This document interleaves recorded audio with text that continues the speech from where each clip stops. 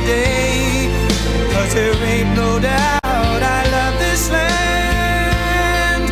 God bless the USA.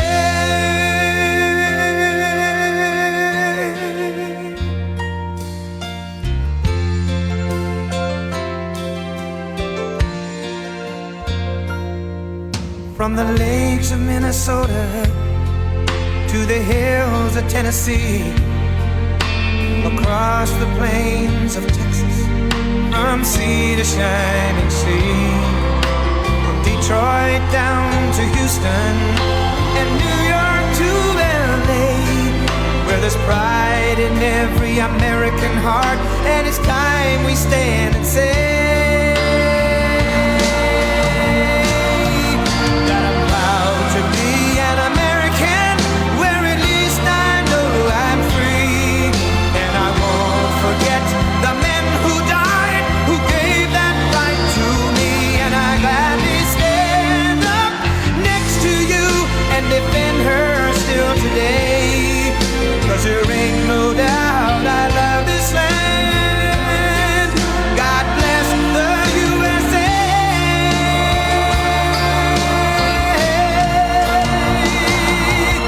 And I'm proud to be an American, where at least I know I'm free. And I won't forget the men who died, who gave that right to me. And I gladly stand up next to you and defend her still today. 'Cause there ain't no doubt I love this land.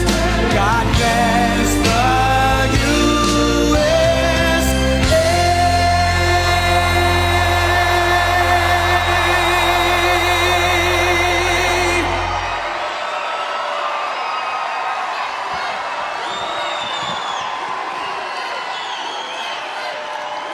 Hello, Georgia. I'm thrilled to be back in Rome. We did very well in Rome. Very well. With thousands of proud, hardworking American patriots. You are amazing. You built this country. You built this country. This has been a tremendous week for our movement. We won big on Super Tuesday. They call it Super Tuesday for a reason. We won big. And now we're just days away from officially clinching the Republican nomination for President of the United States of America. I want to thank the millions of incredible supporters whose hard work and devotion have led us to this incredible moment in history. You know, this is a movement the likes of which this country has never seen before. No movement even close. And to all Americans, whether you are a Republican, an independent, or a disillusioned Democrat, of which there are many, all you had to do is watch that horrible State of the Union. That was the worst president in history, making the worst State of the Union speech in history. But if you're a disillusioned Democrat, of which there are many today, I extend an open hand, an open invitation, and I ask you to join us on the noble quest of saving our country. Saving our country. Together we will turn the page forever on the miserable nightmare of the Biden presidency. What a presidency, what a president. Most incompetent president we've ever had. The worst president, the most incompetent, and the most corrupt. Other than that, I think he's doing actually quite a good job. And we will make America great again.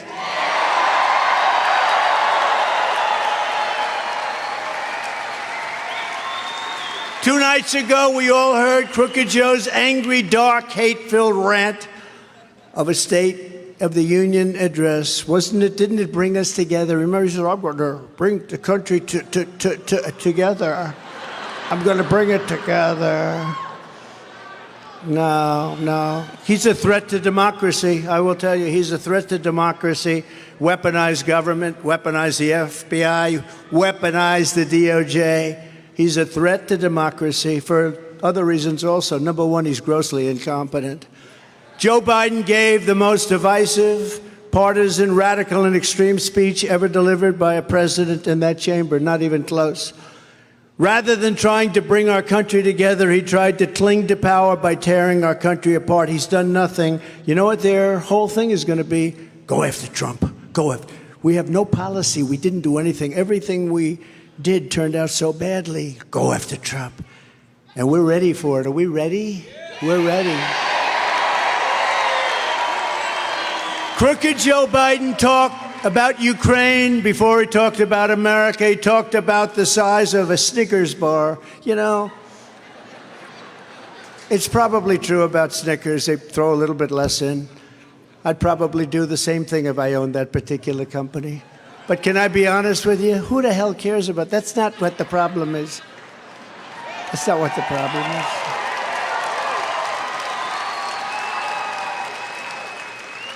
That's not what you don't talk about Snickers. You talk about inflation, big league inflation, not that kind of stuff. You talk about the fact that we're no longer energy independent. We're going to be energy dominant. You talk about bigger things. We talk about the whole country as opposed to the kind of things he talked. I think he took 41 minutes before he got to the border, and then he covered it almost not at all. The border is the biggest problem. I think it's one of the biggest problems, the greatest threat to the history of our country. So it took him 41 minutes, and then he announced a plan to send our brave U.S. military men and women into Gaza to resupply the terrorists of Hamas. You know what's going to happen. He wants to build billions and billions of dollars a pier, a nice pier, going way into what happened to the environmental impact statement. Last time I wanted to build a pier, they tie you up forever, right? There's no tying up. But here's the problem. The bad guys will take over that pier, and they'll take every ounce of food and everything else, and then they'll sell it to people that have no money and that it was intended for. We have the stupidest people in the history of our country running things. These are stupid people. I'd like to use a more sophisticated word, but, you know, there are some words that just go, these are stupid people. Joe Biden should not be shouting angrily at America. America should be shouting angrily at Joe Biden.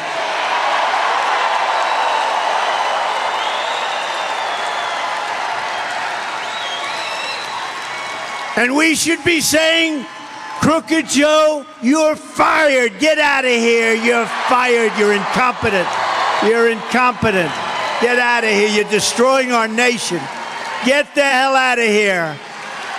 You're destroying our country, Joe. He doesn't have a clue. He doesn't even know. He doesn't know he's destroying it. He has no clue. He has no clue. Like with the documents hoax. How about that? He's not competent to stand trial, but he's allowed to be the president. Okay, figure that one. We don't think he should be standing trial because he's not competent. But as far as being president, that's okay, right? Figure that one out. I think we'll be taking that one on the campaign trail a little bit. Do you think? Maybe. Only in America can this happen. With your vote, we are going to win the state of Georgia in an epic landslide.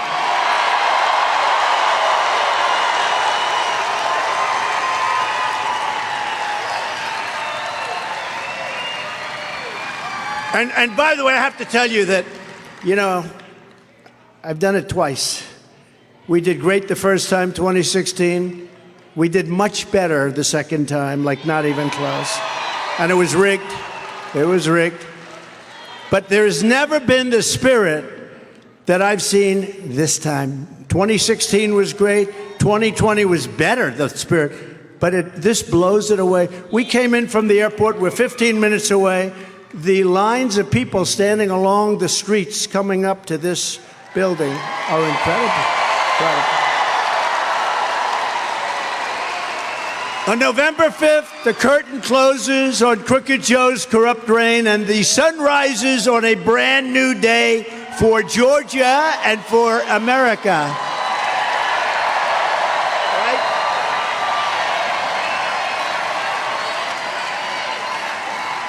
By far the most disgraceful part of Joe Biden's service is the divisive and angry speech so angry.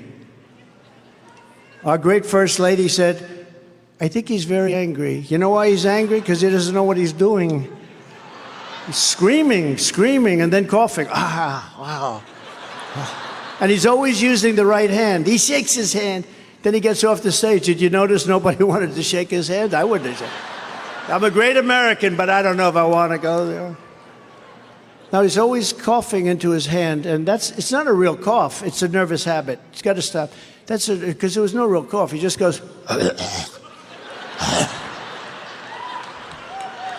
And then you turn to fake news CNN. Oh, their light just went off. Their light just went off.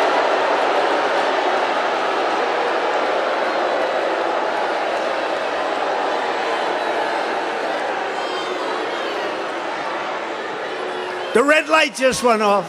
What do you think of that, Jim? Damn it.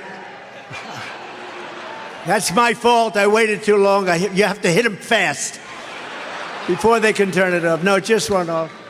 That's all right. And they'll say the speech was brilliant, not since FDR. You know, FDR was a great orator. Beautiful tone, beautiful. He was born in a very patrician area, to put it mildly. Very rich, very patrician, beautiful accent, beautiful words. He was a great speaker. And they said, not since FDR has a speech been so beautifully delivered. Do you believe this? No, do you believe this? I think Marjorie believes it because she was there. She saw. It's incredible. That DNC, I'll tell you what. You take a look at MSDNC, how evil they are. They're evil. They're sick. They shouldn't even be allowed to do what they do because it's so corrupt. They shouldn't be allowed to do it. They are fighting me. And to think that I had The Apprentice on NBC and I did so great for them. I said before the election, long before I started even, I said, well, one thing for sure, I did so much. I made so much money for NBC. They hadn't had a #1 show in years. They were dying. And that idiot Jeff Zucker was running it poorly. He was running it to the ground. And I came on and I gave them ratings like they haven't had in years. And when I said, I'm going to leave the show now, they wanted me to extend. Instead, they got Arnold Schwarzenegger. What happened is I said, no, I'm going to leave because, boy, are you quiet when you hear this one. Because you haven't heard this before. This isn't part of the repertoire. Right? Right, Bert? You haven't heard this one, but you hear how quiet? It's almost like when I do The Snake. It's very quiet. It's so quiet. You can hear a pin drop, but it's true. I said, one thing that's going to happen, if I decide to leave the show, and they wanted me to extend, they were offering me 3 years, anything I wanted. I said, no, I'm going to run for president. Don't forget, we did it for 14 seasons. That's enough, right? But I said, we're going to run. It's hard to give up prime time and a lot of money, no matter how rich. It's a lot of money you make.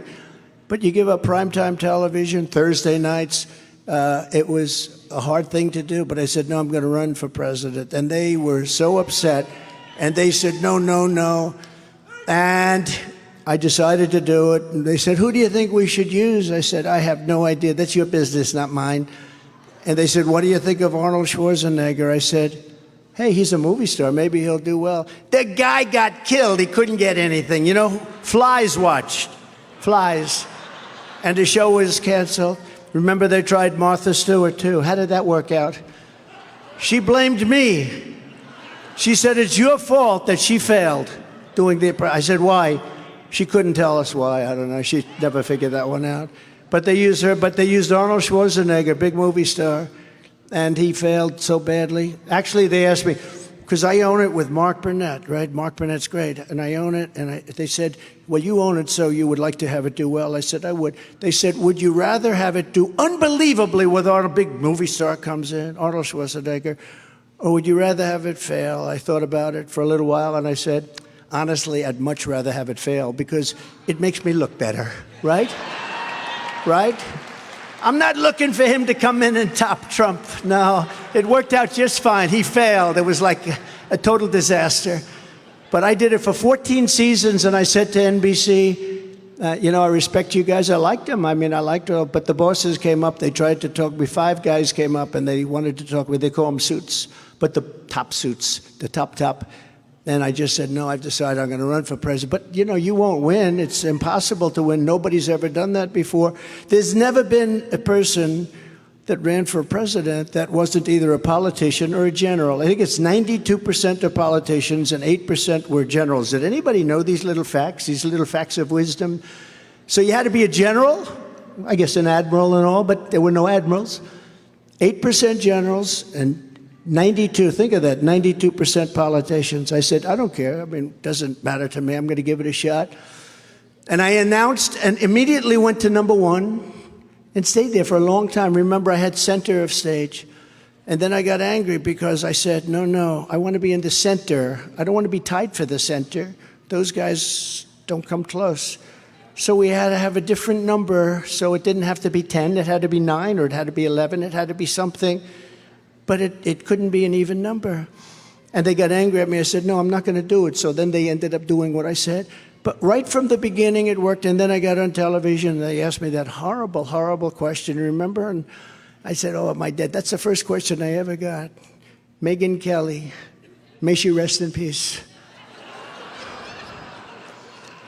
She's sort of making a career by pretending she likes me. And then, so what happened is she asked me that horrible question about women. Women love me. I protect women. I protect.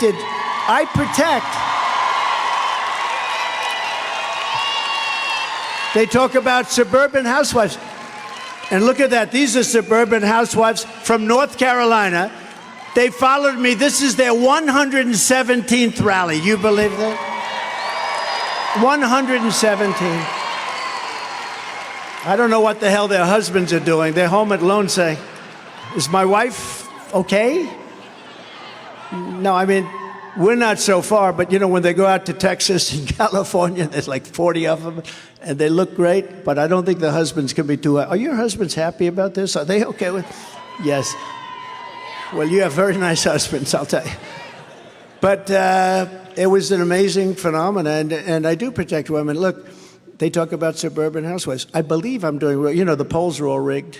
Of course, lately they have been rigged because I'm winning by so much, I don't want to say it. Disregard that statement.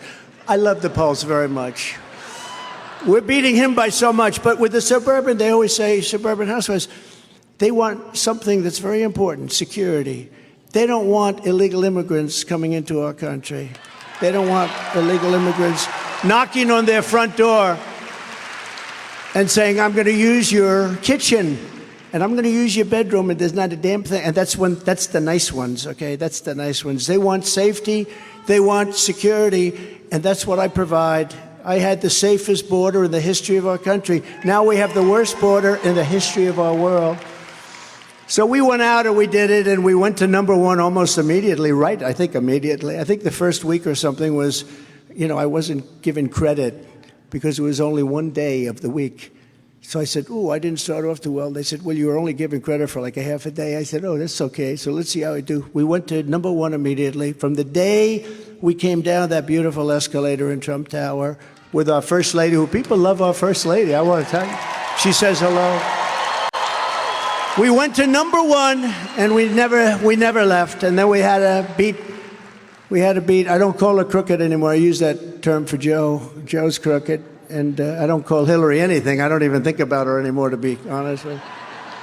But we went to number 1, and then we weren't supposed to win the election, and that's what they hate me for, because I won an election that the Republicans were not supposed to win. They weren't. We weren't supposed to win it, right, Jim? But we won it, Jim. Jim Jordan knew. Do we love Jim Jordan, by the way?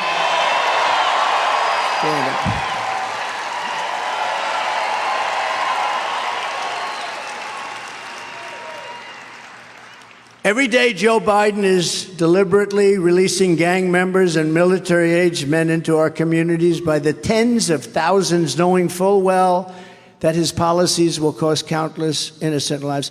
I'm not sure he does know, if you want to know the truth, because I really don't. I don't think he's a good person. I don't think he's a nice guy. I think he's a corrupt individual, but I don't think, and it has nothing to do with age. I know people from 80 to 90. I know one man from 80, he was a loser all his life. When he turned It's true. When he turned 80, he made $1 billion doing something from 80 to 90. Amazing. And I know other people over 90. It's not an age thing. It's a competence thing. It's a competence thing. They got to stop. They do the age thing. And they always have me as his age. I'm 4 years younger. So 4 years is a lot, but it doesn't matter. They do the age thing to try and get Trump. Let's get Trump. Always you. They never talk about his competence. He's grossly incompetent. Don't you understand that? The question is whether or not he's going to get to the starting gate. I can only hope. You know, I challenged him to a debate. And he said his person, who's really a wonderful spokesperson, his press secretary, how good is she? She actually didn't know what to say. But I do, and I challenge him right now. You know, he's at another part of your state where he's really said some bad things today, and we'll get into that. He said some really bad things. But one of the lives that was taken from us was an incredible 22-year-old nursing student right here in Georgia, Laken Riley. Right? Look at the signs. Wow. Wow, wow, wow. From the time she was in the first grade, Laken's dream was to spend her life caring for others. And I met her beautiful mother and family backstage, sister, friends, some of her friends, a roommate. They said she was like the best. She was always the best. They admit that she was the best. And she was the first in her class. She was going to be the best nurse. She was the best nursing student. She was always the best. She was the brightest light in every room, they told me, and she was the whole world to her parents and to her sister, just to the whole family. Incredible. Then the unthinkable happened. 16 days ago, Laken went out for a morning jog. She was in great shape. She wanted to keep herself that way. And she never came back, never came back. They knew something was wrong. An illegal alien criminal who Joe Biden intentionally released into our country has been, and because he's released tens of thousands of people like this, tens of thousands, because you know they come from jails and they come from mental institutions. He released them into our country. Biden has implemented a formal policy that illegal aliens who intrude into the United States are granted immunity from deportation. Thus, when this monster showed up at our border, he was set free immediately under the program that Crooked Joe created. I call it free to kill. It's free to kill. On Thursday night, Joe Biden was confronted over this cruel policy. And what did Crooked Joe reply? And Marjorie, I have to say, you were very brave in trying to bring up a point. Very brave. Very brave. That takes courage. It's not easy to do, stand up and do that. That's not easy to do, Marjorie. We understand that. He got Laken's name wrong, calling her Lincoln. No. Mixing her up with the football coach, right? He got the name wrong, Lincoln. And when he asked, what about all the legal citizens who kill people? That's what he said. What about all the legal citizens? When he was asked, what about all the legal?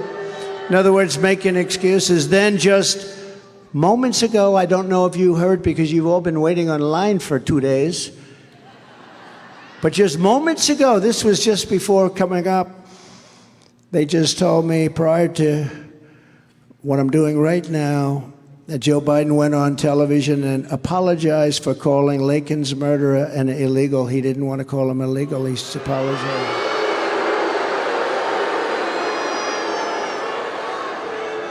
He said he should have called him an undocumented, not an illegal, and he wanted to apologize.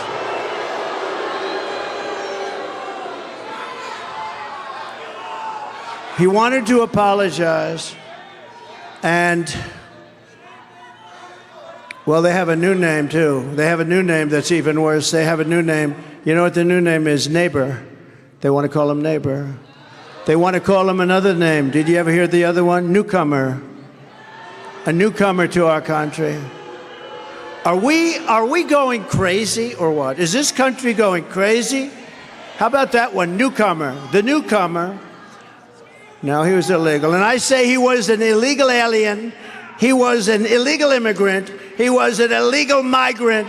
And he shouldn't have been in our country, and he never would have been under the Trump policy.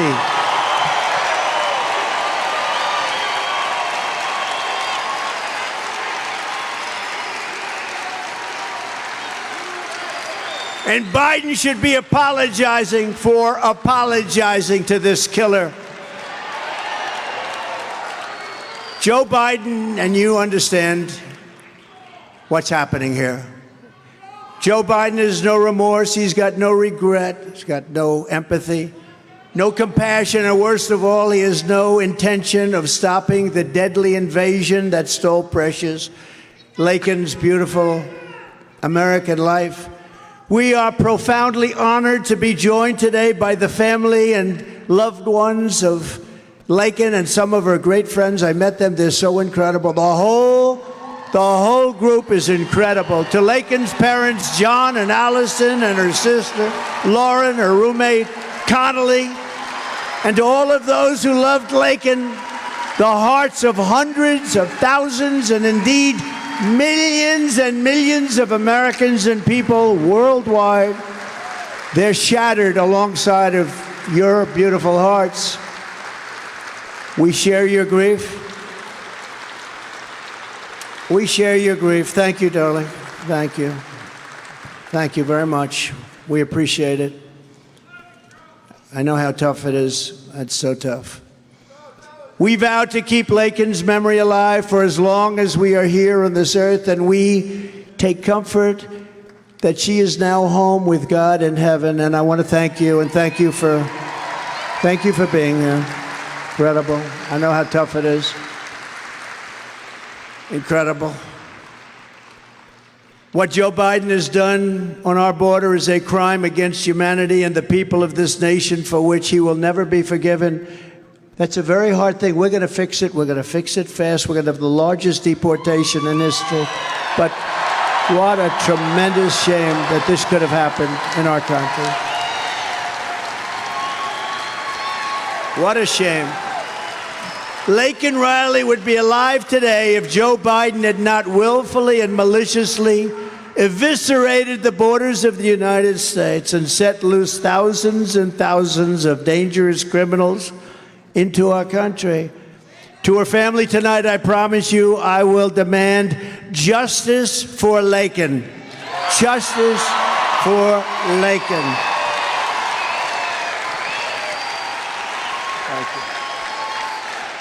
Thank you. Thank you very much. Incredible.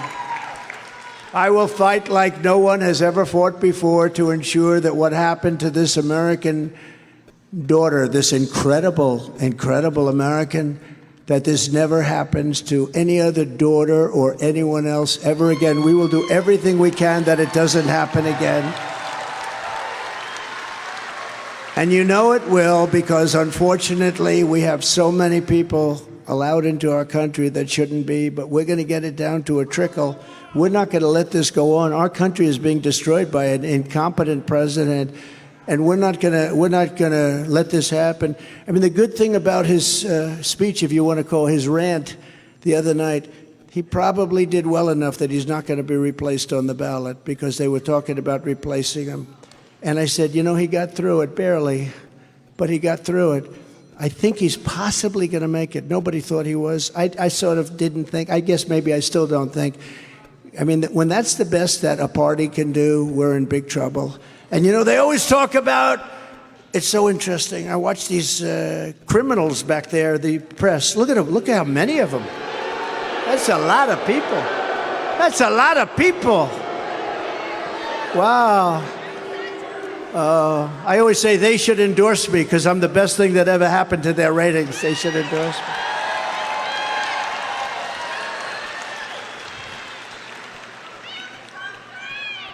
But I say it, and I say it all the time. I say we have to have a free press. We have to have an honest press in this country. They're like the police. We need our police. We need an honest press. We need free and fair elections. We don't have free and fair elections. We have very corrupt elections, and we need borders And we had the safest border in the history of our country. Now we have the most unsafe border in the history of the world. But we need a free and fair press. And they're totally wise to you. You know, the people are wise to these people. And I'm not saying all of them. I'd say about 94.2% are bad. If you say to all Americans, I will seal the border, I'm going to do it. And I will stop this invasion, I'm going to do it. I will stop the killing, I will stop the bloodshed. I will end the agony of our people, the plunder of our cities, the sacking of our towns, the violation of our citizens, and the conquest of our country. They're conquering our country. These people are conquering our country. They're horrible people. You know, we have China, we have Russia, we have Kim Jong-un, we have all sorts of countries out there. But if you have a really capable president, like me, I mean, I will tell you, believe me, you were very safe. You were very safe. But the real problem is not from them. A competent president can handle them. You can say, really, you're going to do that to us? We're going to tariff the hell out of you. We're going to do this. Believe me, I had them all in good shape. They were all, you were never in any trouble. Kim Jong-un of North Korea, tough guy. But we had a great relationship. You know, they hate when they say that. You know why? Because you were very safe. You had a lot of nuclear weapons. And, you know, you have Putin now talking nuclear all the time, don't you? You know why? Because he knows we have an idiot as a president, and he can get away with that. He can get away with that. But the biggest threat we have, it's the threat from within. It's the radical left lunatics that we have in our country. That's a much bigger threat than outside threats, I will tell you right now. We can handle the outside pretty easily if you're smart. If you're stupid, they'll continue to rip you off. But the bigger threat is from what we have inside. Remember, I used to say, if we don't start changing, we're going to be Venezuela on steroids. That's where we're handling. We're heading right to it. Remember, Trump was right about everything, right? The hat. Trump was right. I don't want to be right about these things. You have to be careful, too, of World War III. I'm not going to let that happen. You're not going to have it. But right now, you're very close to a world war on this whole mess that we're in. When I left, we had no problem. Everybody was respecting us. They respected the president and they respected the country. We had no problem. Now we have problems all over the place. I had dinner last night with a great gentleman from Hungary, Prime Minister of Hungary, Viktor Orban. Very, very tough. Some people don't like him because he's very tough, and they were interviewing him 2 months ago. He said it again yesterday, actually. I appreciate it. It's very nice. It's good if you're running for office, I guess. But he said the problem with America is they need Trump back as president. When Trump was president, there were none of these problems. Israel wouldn't have been attacked. Ukraine and Russia wouldn't be fighting. I knew Putin. I know him very well. There was no way he was going in. No way Putin was going in. Putin would never have gone in under any circumstances, but then they gave him added incentive. The things Biden said were the exact opposite things. I said, you know, he's going to talk this guy into going in. You listen to the way he talked. He had no idea what he was doing. And then you look at what happened to energy. Energy went up so high. Russia's one of the biggest in the world for energy. So they had now so much money to do. They wouldn't have had it at $40 a barrel. At $100 a barrel, they were making a fortune. The only one ever to make a fortune doing a war. And that's what happened. This guy is a disaster, and he has to be taken out. You're going to end up, if he's not relieved of his office on November 5th, we have done one of the great disservices to humanity because he is not capable to be your president. Not capable. You'll end up in a world war as sure as you're sitting or standing there. We have standing room only. The press hates to say that, you know. They never talk about the size. We haven't had an empty seat in years. Jim Jordan knows that. A long time ago, I did one in Ohio.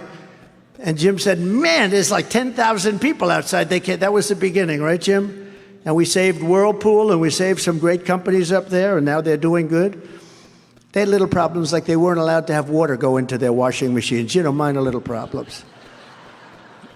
But we took care of it. We took care of the dumping.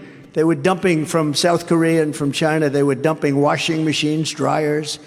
And we took care of it, and they love us up there. We love them, and they love this whole family. I tell you, they love this whole family up there. But we have to straighten out our country, and we have to do it fast. And we don't have that much time anymore. You know, even 7 months is a long time. We're waiting, and it's at the end of 7 months. In other words, it's closer to 8 than it is to 7. And the destruction that they are doing to our country, this is a long time. This is a very risky period. This is the most dangerous period in the history of our country, in my opinion. It's the most dangerous time. And that's because of nuclear weapons and other types of weapons that are so powerful. But nuclear weapons, but other types too, that are so powerful. This is no longer army tanks going back and forth shooting each other. This is big stuff. And we have a man that has no clue. If I said to him, give me the definition of MAGA, I don't know. Why do you ask that? I said, just give me. It's Make America Great Again, Joe. He wouldn't be able to tell you. We have to stop MAGA. How about where he goes, we have to stop MAGA. We will stop MAGA. We will stop. I said, what does MAGA mean? I don't know, really. Tell me, what does it mean? Make America Great Again. Let's stop that. That's what they're doing. They are stopping it. You know, if they use their genius, because they are a genius at cheating at elections and things, but they're not a genius on policy or common sense. They have no common sense. But if they use their ability, their genius on making America great again, I probably wouldn't have ever run. I probably would have never run. I wouldn't have to. I'd be now lounging on some beautiful beach someplace or doing something like he does, but he does it during his presidency. Somebody said he looks great in a bathing suit, right? And you know, when he was in the sand and he was having a hard time lifting his feet through the sand, because you know sand is heavy. They figured 3 solid ounces per foot, but sand is a little heavy. And he's sitting in a bathing suit. Look, at 81, do you remember Cary Grant? How good was Cary Grant, right? I don't think Cary Grant, he was good. I don't know, what happened to movie stars today? We used to have Cary Grant and Clark Gable and all these people. Today we have, I won't say names because I don't need enemies. I don't need enemies. I got enough enemies. But Cary Grant was like, Michael Jackson once told me, the most handsome man, Trump in the world. Who? Cary Grant. Well, we don't have that anymore, but Cary Grant at 81 or 82, going on 100, this guy, he's 81 going on 100. Cary Grant wouldn't look too good in a bathing suit either, and he was pretty good looking, right? He wouldn't. If this guy went to the beach and he enjoyed himself and he left our border policies alone, we are the strongest, but remain in Mexico, catch and release in Mexico, building the wall, the Mexican army, 28,000 soldiers protecting our border. If he just left it alone, he could have stayed at the beach and everybody would have said, boy, is he looking good. But he doesn't look good. He's got a consultant. You know, we all have consultants, but you have to think for yourself a little bit. And some consultant said, you know, I think the president would look good on a Monday, Tuesday, Wednesday, and Thursday. You don't go to the beach there. I don't think that looks good. Are the voters happy when they see a president all week long at a beach? I don't think. Typically, that's not a good look. You'd like to see a president who works a little bit, right? But if he would have left our policies in place and our policies on energy, now I will say he brought them back because he was getting killed. So he let him drill more. But as soon as this election were over, should the unthinkable happen, he will stop all of the drilling. He's only doing it because he was getting absolutely killed, so he went back to the Trump drilling. But even at that, he gave up Anwar, the biggest site ever in the world, probably bigger than Saudi Arabia. Some people, that's in Alaska, Anwar. So it's a shame what's happening to our country. It's so sad. When I'm with people and we start talking about it and they're from other countries, it's embarrassing. On day one of my new administration, I will terminate every open border policy of the Biden administration, and we will use every tool at our disposal to rid our country of the monsters who Joe Biden set loose to threaten and kill innocent Americans. Because what we just discussed is happening to many people, many people. People are being killed every single day by these monsters. How about New York? They just put military on the subways, military, because the illegals, as he refuses to say, the migrants, were harming passengers. I mean, think of it. You're going to work for years and years. You're an accountant, you're a lawyer, you're a doctor, you're a carpenter. You're going to work on the subways, And now they're like a military installation. And you know why? Because the migrants are hurting people. They talk about the beautiful dream of migrants. It sounds so nice, like in a fairy tale book. But some of these people are monsters, a big percentage of.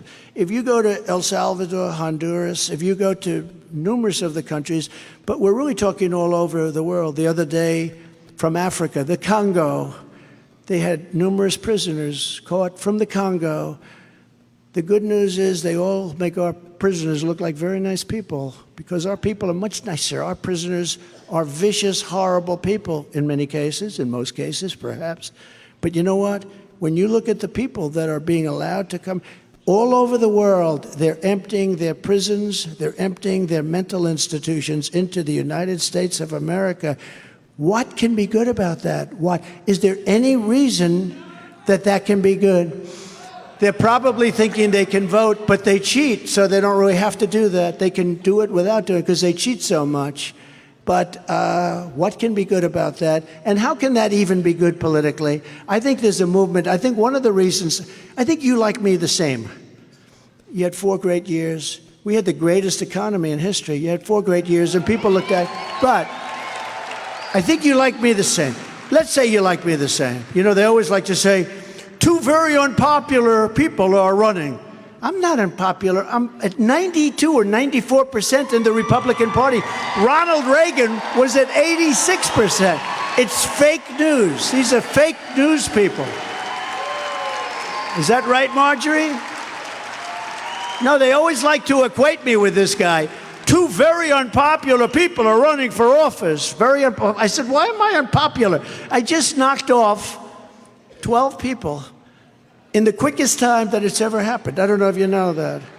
It's the fastest that's ever. It's never happened that quick. And in Iowa, in New Hampshire, in South Carolina against a governor of South Carolina, in Nevada, every single state I ran in, we won by a margin that was a substantial record. In Iowa, we won by the highest margin in history ×2. We would double the highest margin.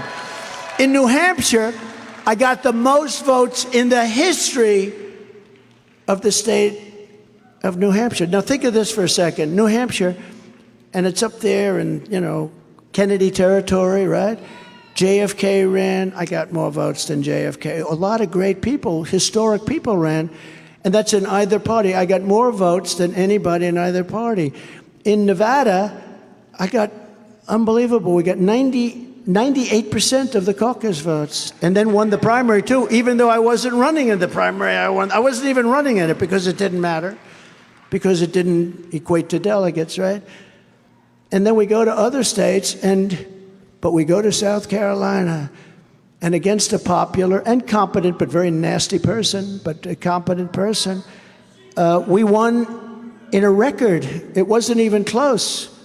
It wasn't even close. Think of it. And then we had this beautiful, magnificent couple of states, which, by the way, we won. But then we had our 15 states, Super Tuesday. Every state was like in a record. I think in California it was close to 90% to 9%. And 1% undecided. I said, who are the people that are undecided? 1%, they always have undecided, And I have to say that because they'll say, oh, he doesn't add well. It was 90 to 9. No, there were some people undecided for the fake news. It's a problem. If I have fun and I want to be a little sarcastic, because I'm a somewhat sarcastic person, I have humor. You know why I have humor? Because if I didn't, and I'm looking at what this guy has done to our country, you have to have a little humor. But sometimes I'll imitate, because he can never find his way off a stage. You know that, right? He makes a speech that lasts for about 2.5 minutes, and then, Then he always goes, do you ever notice the weirdest thing? He goes, thank you. And he points. No, he always points. And then he starts walking, and they're waving him to the other. It's the other stair. And he goes around and doesn't know what the hell he's doing. He's lost. Then he'll walk off the back of the stage where there's no stair and fall down. No, I mean, but here's the problem. Whenever I imitate that, they put me on saying I couldn't get off the stage. So I have to be very careful. when I substitute Barack Hussein Obama, has anybody ever heard of Barack Hussein Obama? And I use his name instead of, and I say, our president, Barack Hussein Obama, meaning who's calling the shots. Does everyone sort of understand it? The fake news says, he doesn't know the name of our president. He doesn't know it's Joe Biden. He must be cognitively impaired. I'm not cognitively. And you know what? When I am, you're going to know it. You're going to be the first people. I know my people. You'll say, all right, Trump, you did a good job. Get the hell out of here. That's it. That's it. No, these are very dishonest people. No, I called my wife. I said, baby, how was that? Just tell me. How good was I tonight? She watches it like she loves it, right? She said, you were good, but it's a little embarrassing. Why? They showed you couldn't find the stairs on the stage. I said, they did that to me. They did that. Because it's almost impossible. These things, in this case, we only have 4 stairs. It's a small platform. Look, I have one there, believe it or not, and one here, one there. You had 3, and he can't find them, and they're right alongside of each other. And they all work, you know? I don't know, government must have built it because you got one platform and you have stairs all over the place. Built by government.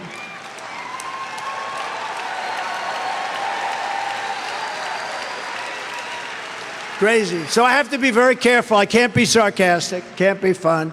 You can't mix names, purposely mix names. You know, purposely. In his State of the Union this week, Crooked Joe told a total fairy tale about the economy. But the fact is, under Biden, we have a 3-year inflation rate of almost 50%. Under me, you had no inflation. You had no inflation.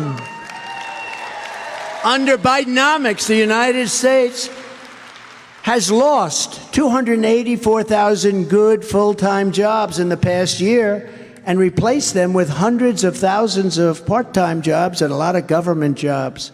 That's not fair. I could do that too. Let's hire some more people, make me look good. In addition, virtually 100% of all jobs created under Biden have gone to foreign-born workers. How do you feel about that? Good? And I'll tell you this, the biggest problem that you're going to see from all of these millions and millions, I think the number is 15 million people already. I think it'll be 18 to 20 million people by the time we get rid of this guy. And the biggest, think of it, that's bigger than New York State. I think it's going to be close to 20 million people. That's my prediction. But I think it's already 15 million people. Black people, Hispanic people, Asian people, and unions. Unions are going to suffer. I mean, I'm all for everybody. I'm for the worker. But unions, they should endorse Trump because I'm closing our border good and tight. And if you're going to come into our country, you're coming in legally. You're going to come into our country legally. In February alone, nearly 1 million jobs held by native-born Americans disappeared by one. Think of that. You lost 1 million jobs. Black people, that's who lost the jobs. Hispanic people, that's who lost the jobs. That's why we just had a poll come out. Now, it doesn't sound great, but it is great relative. You know, a stiff like Mitt Romney, I think he had 4% of the black vote. I had, as of this poll today, Marjorie, 28%. If that's the case, this election is over. If that's the case.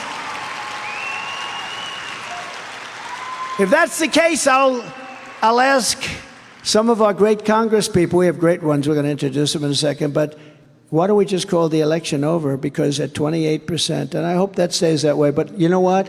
And I hope it goes up higher. It should be much higher. Honestly, it should be 100% of the black people should vote for Trump, because I did more for black people than any president other than Abraham Lincoln. It's true.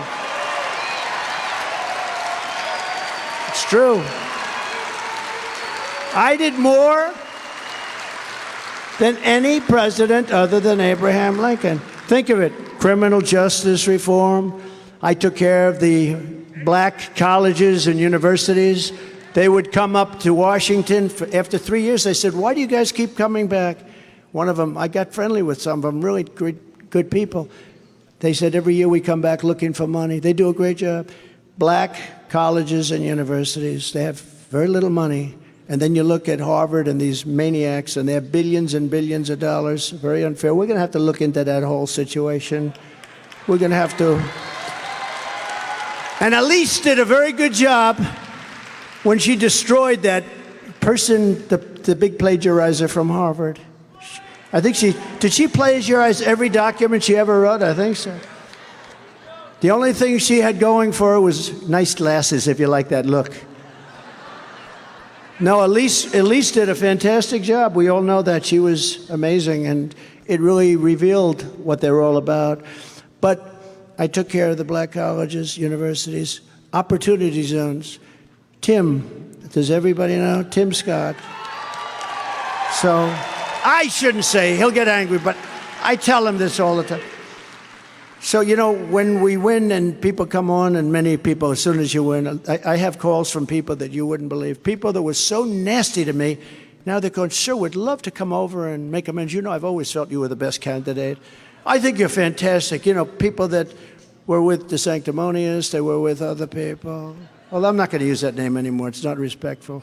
Let's call him Ron DeSantis. People that were with DeSantis were with Nikki. They were with her. Now they're calling saying, sir, congratulations. I've been so busy, sir.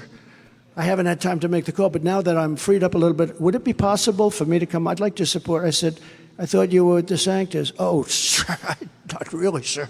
You know, those were false reports. Great comprehension, always had great comprehension, great memory. Oh, I said, oh, no, you were with them. Let's just look it up. The great thing about, one of the only good things about the internet, you press a button and it gives you the whole history of some guy. But they're all calling me Jim, and they're all saying, sir, I'll give you names. I'd love to reveal them right now, but I'll give you names that you wouldn't believe. We've got to stop Trump. He's an insurrectionist. Then 2 weeks later, sir, I'd love to be part of your campaign. I think I could really help. These are phony people. So 90% of them we won't take back, and it could be 100. Could be 100. But with your vote, we will throw out Bidenomics and we will reinstate MAGAnomics. MAGAnomics. Right?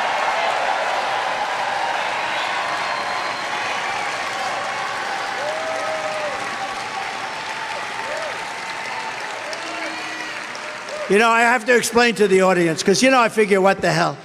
It's a Saturday afternoon. We have a little time. You know where I'm going later? I'm going to the UFC fights.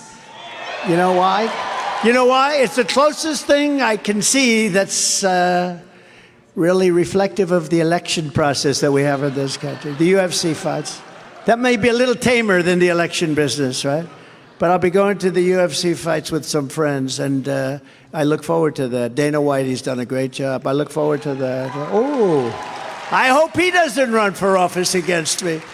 No, he's done a fantastic job. He likes that. No, he likes that because it's an easier business than politics. There's nothing like this.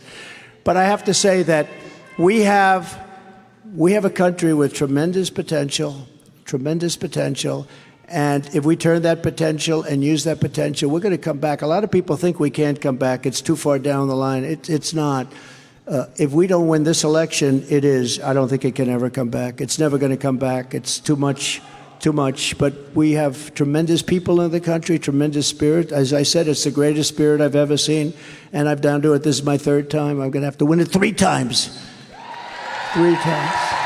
But we're going to turn it around. And we will cancel Biden's work permits for illegals and protect American jobs for American workers. We will immediately end Biden's war on American energy, and we will end his inflation catastrophe, and we will drill, baby, drill, right?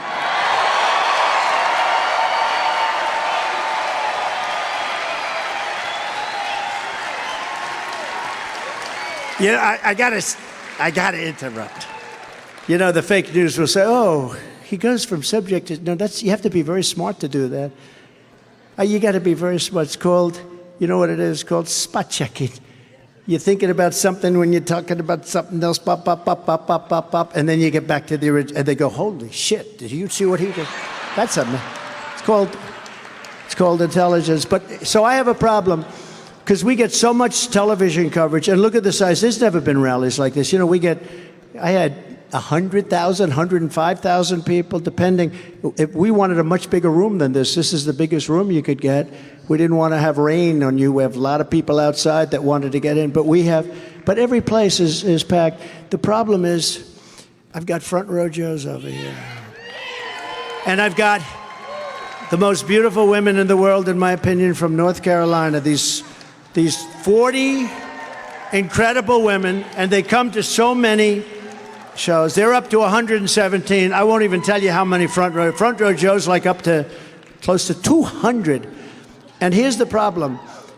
I feel I have an obligation to the super fans. So, Marjorie, I have to make different speeches all the time. Do you ever notice they're never really the same? And to do that, you have to be very smart, and you have to have a great imagination for putting the right stuff in. Now, a lot of politicians, I know a politician, he's a good politician. He's made the same exact speech, word for word, for, I would say, a good 10 years. He goes into a room, ba, ba, ba, ba, ba. He can't get himself into any trouble. You know people like that, Jim? Yes. He's saying too many, most of them. But we have to give a little action for these people. So we're telling you some stories tonight because we have to do that. But they'll say, oh, he was wandering. He must be cognitively imbalanced. No, I'd like to see these guys do it. Let's do a little IQ test.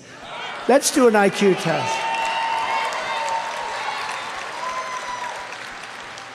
And by the way, and I said it before, but officially, for the good of our nation, it is time for Crooked Joe Biden and myself to debate. We have to debate. It's for the good of our nation.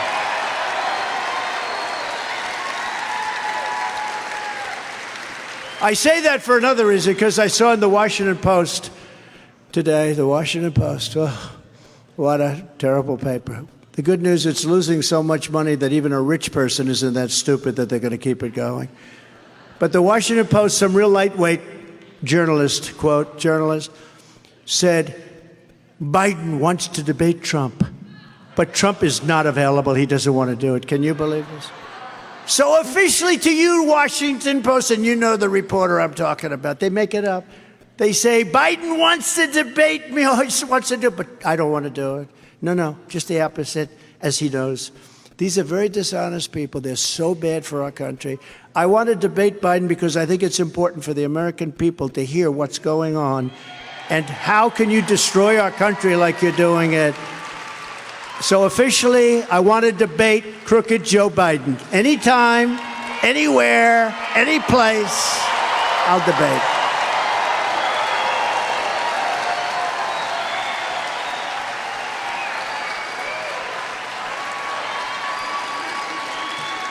But it's no wonder that Joe Biden and his thugs are so desperate to stop us. They know that we are the only ones who can stop them. We're the only ones. There's nobody else.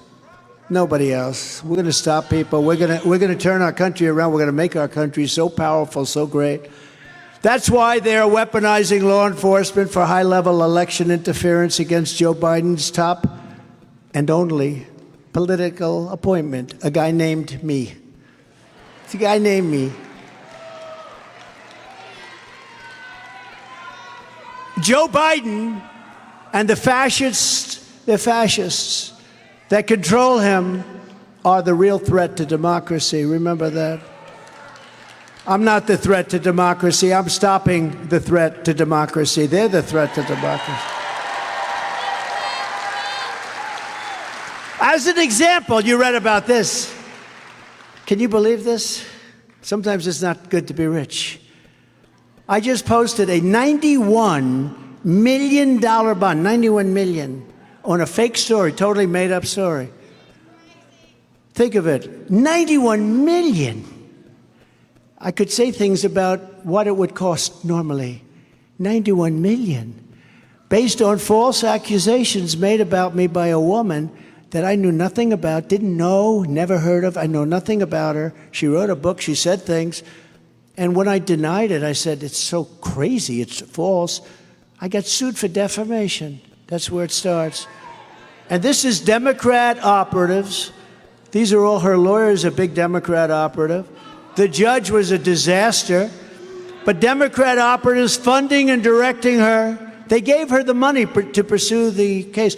They changed the law. New York is a very corrupt place. And this is killing New York because companies are leaving because they don't want to get caught in this bind. They changed the law that allowed women to go back like unlimited. And she went back and she said, yeah, the mid-90s maybe? I don't know. I had no idea when. Nothing. She knew nothing. She went on Anderson Cooper. And she was saying all these wonderful things. And then there was a commercial break. And then she said horrible things after the career. I wonder what happened there. But it was before a federal Democrat, Trump deranged judge. His name is Lewis Kaplan, an angry man. He screamed at my lawyer, screamed at her saying, we're going to essentially put you in jail, because she was incensed that this could be happening. He treated me like a common criminal. He's a terrible person, a terrible judge, and he's a disgrace to what's happening in New York. Think of it. I just posted because we're appealing. And in order to appeal, I had to post a $91 million bond. Normally, it would be you could do that, and then later on, if you go through an appeal process, which could take a long time. This woman is not a believable person. The judge knows this, but the judge is, in my opinion, he's a highly corrupt judge. You had to see the way he treated us in court. So I posted a $91 million bond, and the woman didn't even know when it happened. And she admitted on Anderson Cooper, oh, she said, I think it was sexy. It was this, can you believe this? 91 million. And then additionally, before another whacked out judge, this guy, you've been reading about it in New York. Companies don't want to go to New York anymore. You watch the impact this has. Arthur Engoron, I got fined, listen to this one, $355 million for having done absolutely nothing wrong. I did nothing wrong. Nothing wrong. And it was proven. He even claimed that magnificent Mar-a-Lago, Palm Beach is at a different stratosphere from every other place in terms of houses and values. And Mar-a-Lago is the biggest, the best in the country, maybe in the world. Magnificent Mar-a-Lago is worth $18 million when he knows it's worth anywhere from 50 to 100 times that amount. But this was good for his false and fake decision. He said I was guilty before the trial started, before he knew anything about it. He says he's guilty. We're only going to have a trial on how much. And this guy, Engoron, did exactly what the fascist and racist Attorney General of New York State, Letitia James, I call her Peekaboo James, who, by the way, is now being booed and heckled all over New York because they know it's a scam. But he did exactly what this racist, horrible human being told him to do. You know, she sued for $250 million, even though nobody. Then she went in later on after losing every point. She said, we won 350. He said, oh, we'll give it to you. This is unbelievable. Over nothing. And the business community is up in arms. And they're going to leave New York over it. Over that and crime and everything else. They're not looking at crime. They only look at Trump. And just as an example, I borrowed money from a bank. I paid the bank back. There was never a default, never a problem. Never a problem. I didn't even want the money. The bank wanted me to have money because that's what they do. They loan money. A small amount, much smaller than the amount you're talking about, the fine. I borrowed it. I paid it back. I paid it back early, actually, because I didn't want it.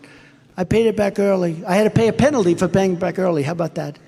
Okay. I paid a penalty because I paid it back early. They didn't want the money. I said, anyway, the banker testified. The banker testified. No, the loan was perfect. Well, we don't understand. He didn't even know what he was doing there. And this judge, he levels a fine for $350 million, $55 million, $355 million on a loan that's a fraction of that size, because he's a corrupt Democrat clubhouse judge. He wouldn't allow a jury. There was no jury. It was a statute that I was sued under that was never used before. It was a consumer fraud statute. Never, ever used before. Did you know that? Never used. Only first time. Where you're not allowed juries, you're not allowed anything. It was in the sole discretion of the judge, and this corrupt judge ruled that I have to pay $355 because you know what they're trying to do? They're trying to take us out, and it's not going to work. Not going to work. Not going to work. It's not going to work. But this is all crooked Joe Biden. It's directed lawfare and weaponization against his political opponents.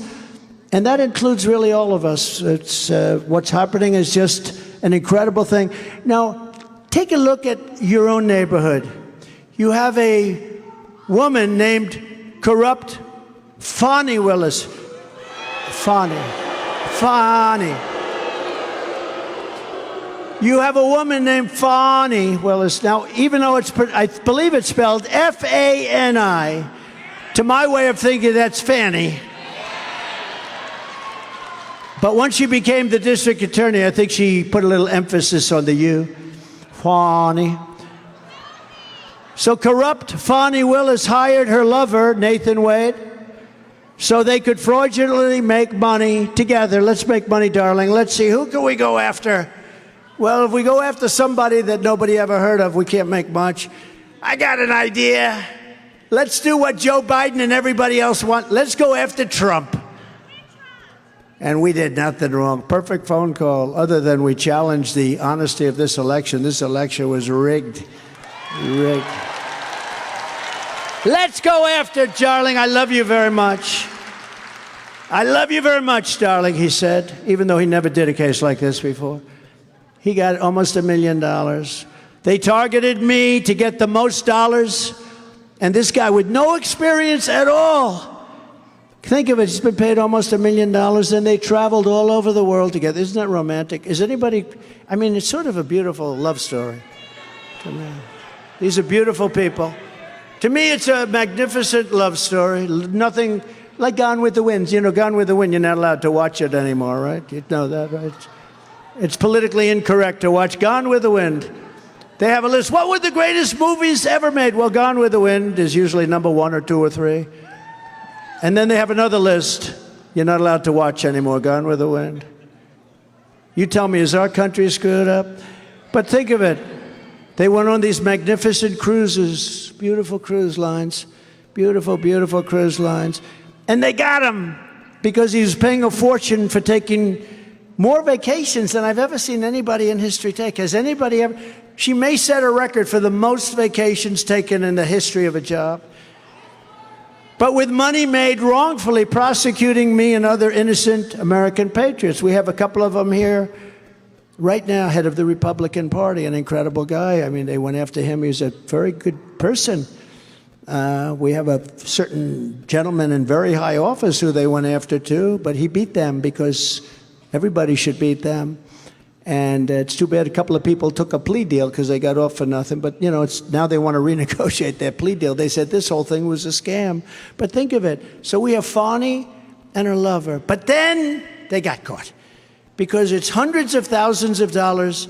And what did they do? They paid it back. She said, oh, man, I'm screwed. Think of this. Man, they got me. They got me. I got it. I paid my lover back in cash. I get it. And now I, being a very good businessman, I said, now she's really in trouble because now somebody's going to say, where did you get the cash? But they don't ask those questions, do they? But I think the judge is going to ask those questions. I think the judge is an honorable guy. And this whole thing should be dropped because many, many innocent people, their lives have been hurt. I've sort of gotten used to it, to be honest with you. It's like, but these people, their life, they got indicted. Some of them were in their 70s and 80s. They got indicted, and they're great patriots. And they were protesting a corrupt election. They were protesting a corrupt election, or at least in their opinion, it was a corrupt election. I have no doubt about it, personally. But think of that. So now they have her, because now she's taken money because she was a part of the trip, and the trips cost a lot of money, and they went on so many of them. It was so romantic, a beautiful thing to watch, right? Nobody knew she was away for most of the time. And they went after me, but just think of it. So now she's in trouble because she's taken money that she just gave him. So she said she gave it back in cash, okay? That's a lie. That's a total lie. And if it isn't a lie, then she's got a much bigger problem, okay? Where'd she get the cash? So this whole witch hunt should be put out of its misery and dismissed immediately. This is a horrible thing that they've done. They wanted to go after a very highly respected United States senator, and somebody used some common sense. I think somebody probably higher up said, no, you can't do that. A senator that said, is everything being honest in Georgia? Are they having honest elections? Let's indict him for asking that question. No, they tried to go after a couple of people that you wouldn't even believe if you heard their name. Their whole campaign plan is to attack me because they've done nothing else. That's all they have. And this is all coming out of Washington. I don't know if you know. I call him Lover Wade. Lover Wade. Lover Wade spent days in the White House counsel's office. Do you know that, right? Did you know that? North Carolina. Spent days in the White House and days in the DOJ. This is all a Biden thing. This is the Fannie is not a local state story. This is done in coordination with the White House. The DA in New York is done in coordination. They took their top person in the DOJ and put him in the Manhattan District Attorney's office to prosecute a gentleman named Donald Trump. Isn't that nice?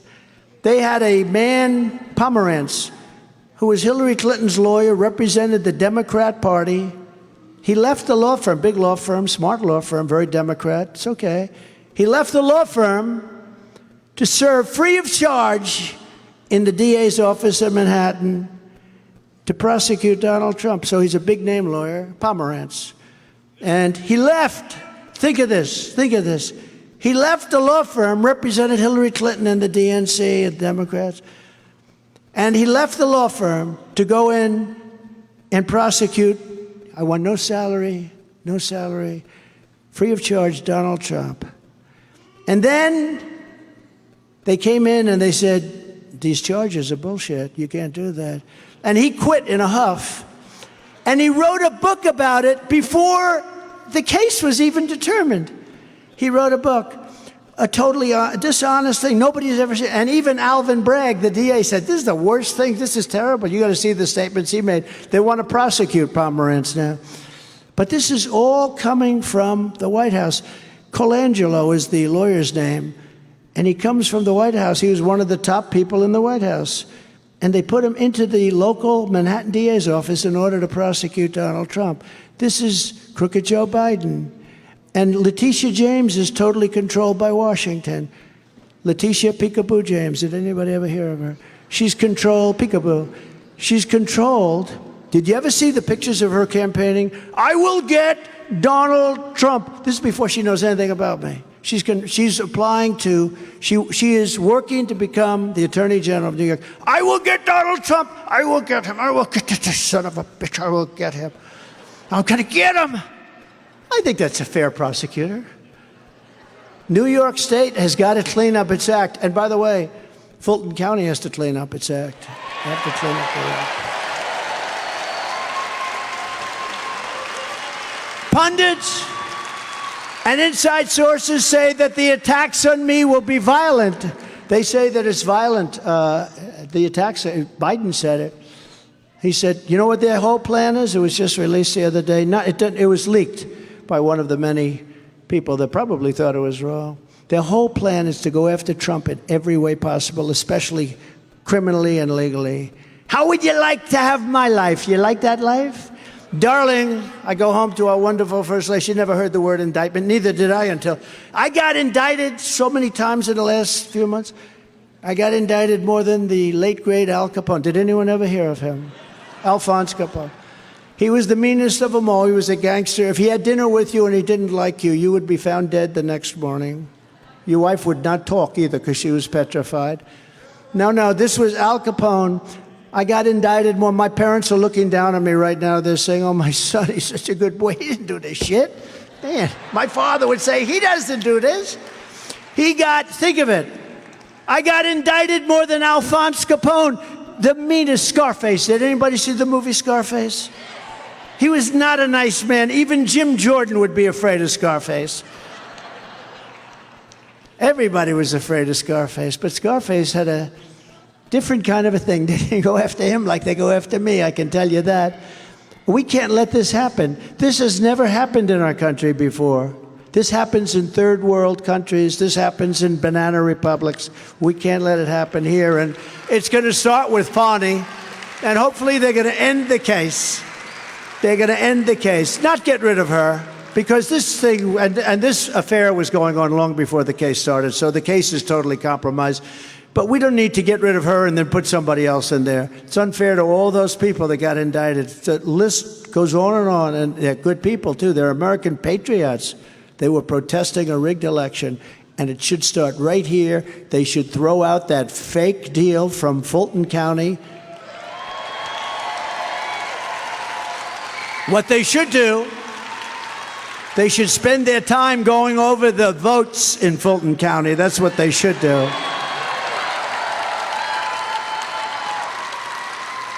But the attacks will come through various places and through the Justice Department, FBI, even if they have no evidence whatsoever, because they don't care what happens after the election. They only care what happens before, because they want to try and damage me. But here's what's happened. I'm able to explain the situation. And if I was guilty of something, you'd know it. And the polls were all saying he's not guilty, it's a witch hunt. And it is. I've gone through this witch hunt with Russia, Russia, Russia. Ukraine, Ukraine, Ukraine. I've gone through this witch hunt for so long. 51 intelligence agents talking about the laptop from hell. They said it was from Russia, but they knew it wasn't from Russia. You know that. And many other things, the Pfizer fake signatures. This is what we're dealing. We have a very corrupt country. I fired Comey. I fired a lot of bad people, but I didn't know it ran so deep. It runs deep. We're going to get rid of the rest of them. I know who most of them are, too. They raided my house in Florida, Mar-a-Lago. They raided with they had no reason to do so. They violated my Fourth Amendment constitutional rights. They can't raid your house. They're not allowed to do it. They raided it. But a thing like this has never, ever happened before. Joe Biden is out of control, but really the people out of control are the people that surround him. I saw Merrick Garland. I really thought, I was thinking about Merrick Garland because I came in and I put somebody else in there instead of him. And I was thinking about him, and he's liberal, but I thought he'd be a high-quality person. But the other day he said he doesn't want to have any voter ID. He doesn't have voter ID. And he said it with a straight face because he thinks voter ID is discriminatory. He said this, you need voter ID. You need identification for almost everything you do. But no, in the Democrat National Convention, the last one, you had cards, identification cards that were bigger than a person's chest, a normal person, not a very big person, but a normal person like this. It had pictures from different angles. It had everything. It had everything. Probably didn't have your social security number, but that was about it. And they had identification. It was voter identification. In that case, it was party identification. You had identification cards all over people. But when it comes to vote, the most important thing we do is vote. When it comes to vote, no voter ID. I don't think we're going to stand for that. But Merrick Garland said that, and he said it with a straight face. We don't want voter ID because that's discriminatory. No, they don't want voter ID because if you have voter ID, it's much harder to cheat. Very simple. Biden is a weak, angry, flailing president. He's flailing and failing when you think of it, right? He's a flailing president and he's a failing president, hoping that something sticks because they have nothing to campaign on. They have absolutely nothing. His administration has been a complete and total failure, whether it's Afghanistan, where we lost 13 soldiers, 38 wounded horrifically with the arms, the legs. $85 billion worth of equipment left behind and hundreds of millions of dollars of harm. And we still have probably, could be 1,000 American hostages over there. Nobody knows. But he should be attacking inflation, or when you think of it, inflation wouldn't have happened. The attack on Israel wouldn't have happened. The attack on Ukraine with Russia, Ukraine would have never happened. Everything Joe Biden touches turns to shit. Everything.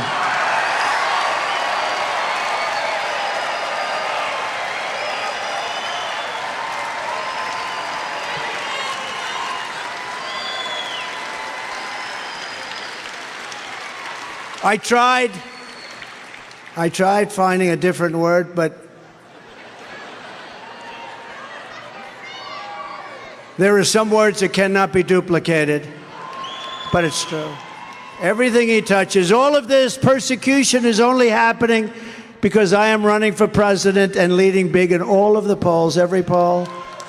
In the big new focal poll, we're leading Biden by 8 points here in Georgia, and we're leading Biden all over the country. We're leading him at numbers that the Democrats have never seen before. Nationwide in all the swing states, we have the largest leads ever against crooked Joe Biden that we've ever had.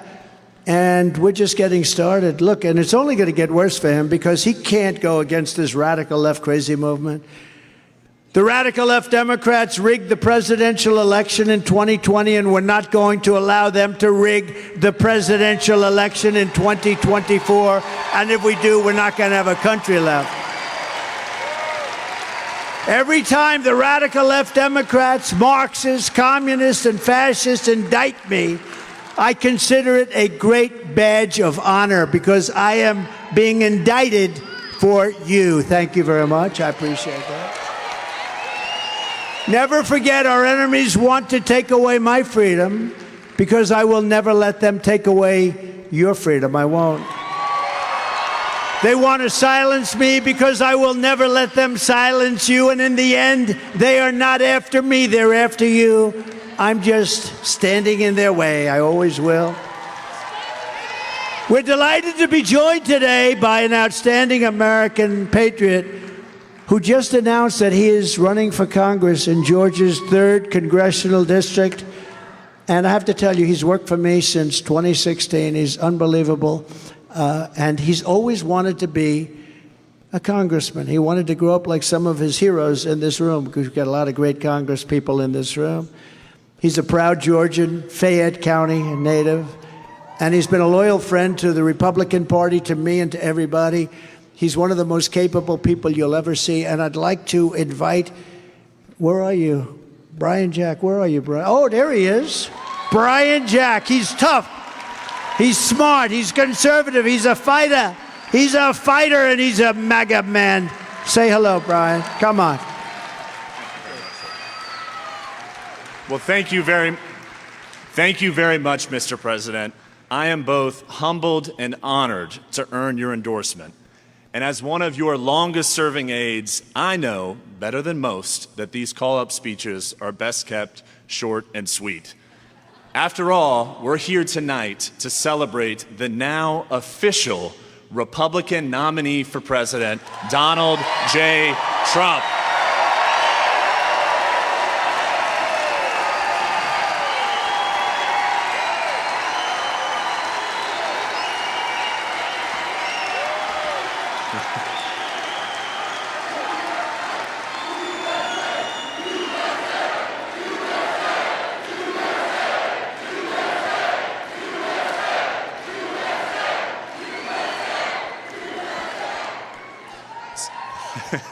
So I'll keep it short. My name is Brian Jack. I'm from Fayette County, and I'm running to represent Georgia's 3rd Congressional District because I believe in the America First agenda that everyone in this room has propelled to enable President Trump to make our country great again. And Mr. President, earlier today we went through some of your record-setting accomplishments, and because the cameras are now on, I thought it best we go through them just one more time. If y'all could enlighten me, which president delivered the most secure border in American history? Which president gave us the best economy in American history? In 2020, which president earned the most votes in American history? And just earlier this year, who now holds the record for the most votes in Iowa caucus, New Hampshire primary, and Super Tuesday history? Ladies and gentlemen, as Georgia voters, I challenge each and every one of us. Let's get out in November and let's set another record. Let's re-elect the greatest president and political athlete of all time, Donald J. Trump.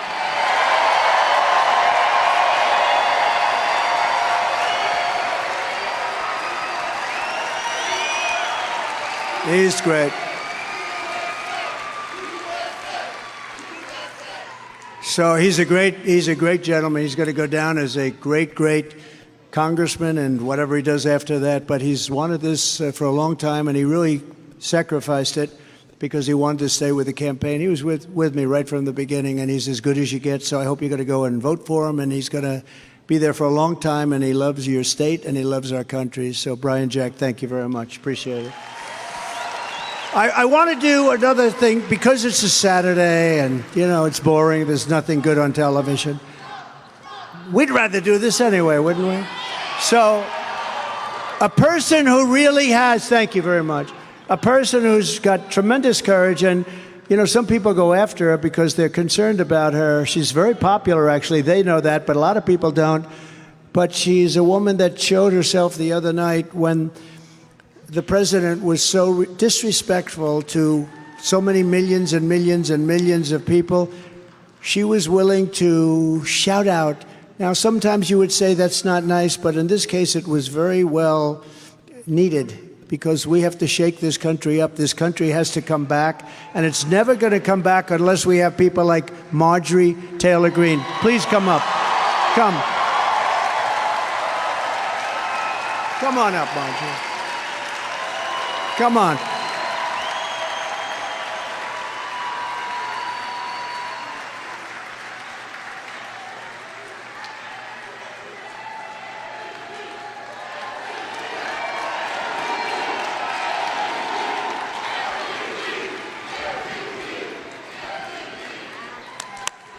Thank you, Mr. President. All right, Georgia, we know what we're going to do in 2024. We're going to re-elect our favorite president, the greatest president in United States history, Donald J. Trump. Right, Georgia? Let's get it done.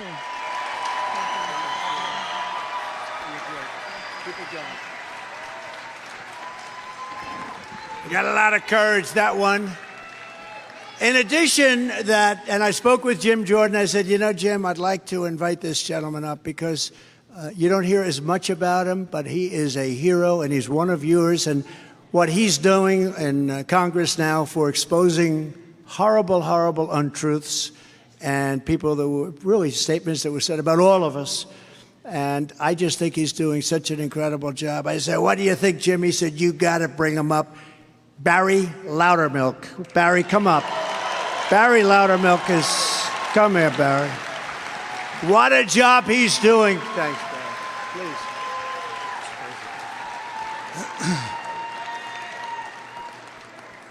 I trust the American people. When Kevin McCarthy asked me to chair a special committee to investigate what really happened on January 6th, I said, Kevin, I'll do it under one circumstance, that I just go to the truth. Whatever it is, we'll find the truth and we'll expose it to the American people and let the American people decide what really happened. And let me tell you, it's not easy. My dad, a World War II veteran, combat veteran, a medic, told me, he said, you know, doing what is right isn't easy, and sometimes it's not popular, but it's always the right thing to do. And people will always try to stop you from doing what's right. I've been shot at, I've been run over, I have been called traitor to this country, and I've been lied about. But we're not going to stop until you have the truth. God bless you, and God bless Donald Trump.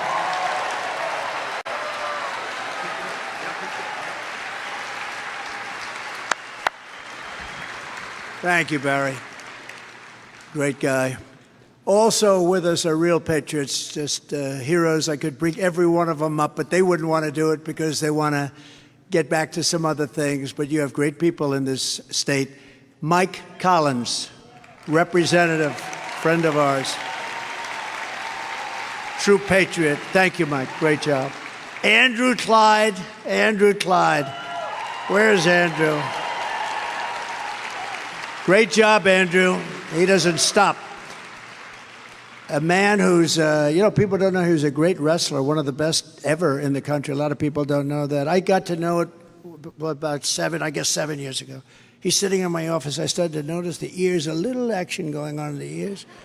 I said, Jim, did you ever wrestle? Then I checked his record. This guy was a champion in college for 3 years.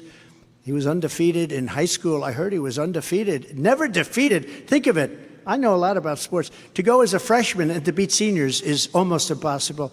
He was undefeated for 4 years. He was like 100 and something and then he went to a great college where he wrestled and was the NCAA champion and everything else. And people don't know that about him, but they have to know that about Jim Jordan. He's incredible. And his sons are here, and they're also champions. So please stand up. The Jordan family.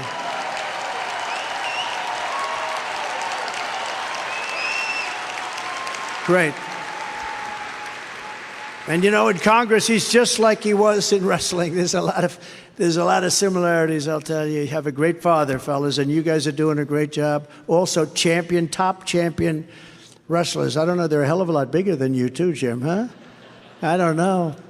But I asked your boy, I said, so he's an All-American. I said, are you as good as your father? He said, nope, not as good as my father. That's pretty good. You're an All-American, and you say the father was... See, I wouldn't have said that. I would say I was better. Then I'd have a problem with... But it's a great family. And to Polly and everybody, thank you very much. Great job, what you've done. Benjamin and Isaac, thank you for being here, fellas. A friend of mine, somebody who's really going places. He already has, but he's really gone. His father was a fantastic man, so respected. And he is right now the lieutenant governor of your state, and he is with us all the way. Burt Jones. Burt, thank you. And his great father, will you please stand up? I love his father. This is a tough cookie. That's a great family. Thank you. What a great family.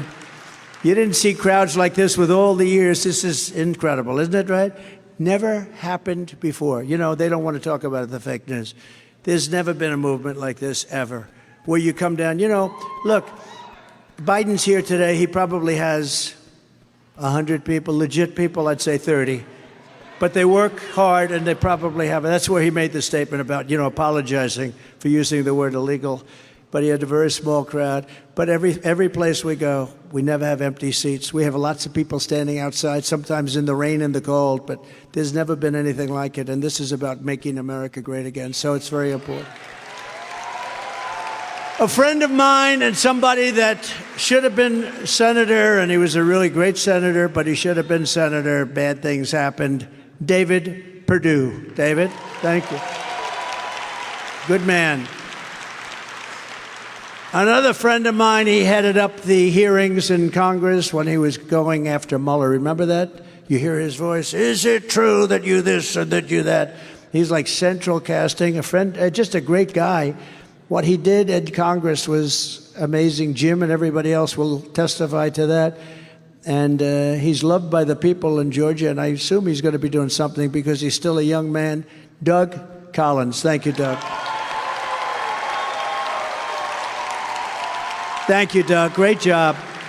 You got to watch those hearings. You got to watch the way he grilled Mueller. You remember that? Is it true that you did this? Is it true that you got that? And the guy just said, I don't know. Please let me away. Let me go home. Remember that, Doug? You'll never forget that. I have that on the highlight reels, by the way.